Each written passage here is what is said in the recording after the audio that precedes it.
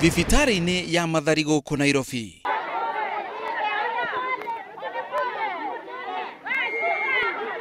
Arwaru makirugira ngiri-ini thutha wa kwaga wa kumarũmbũiya. Karoga! Usiende na uniform, utakutwa. Enda nyumbani pole pole. Thina ucio umanite na mugomo wa birigiceni uria urathie na mbere guothe bũrũri-ini.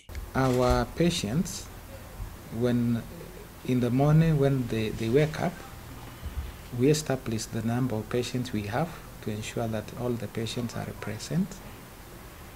And we guide them through the day, the various activities and the treatments.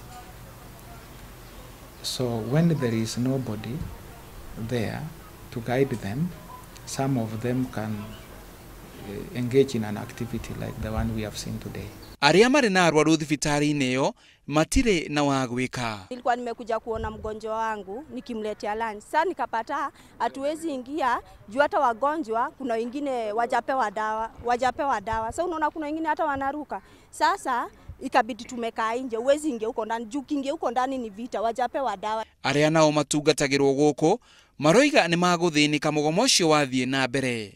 Arugamiriria thibitari yo maroiga andu 17 ni mahotete gucokio thibitari-ini yo. They may not even know where they are going, and I'm very optimistic that they'll be gotten before long. All of them will be back. Because I do not have enough workforce, we are trying to establish the exact number of the patients who escaped.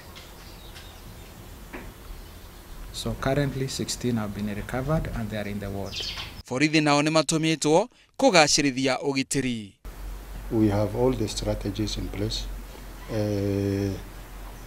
We are also trying to partner with the hospital to get the particulars of those who could be out at large, so that we could even reach out to their relatives, see if we can reach out to them. Birigiceni ya gucarania na acio angi morire no irathie na mbere.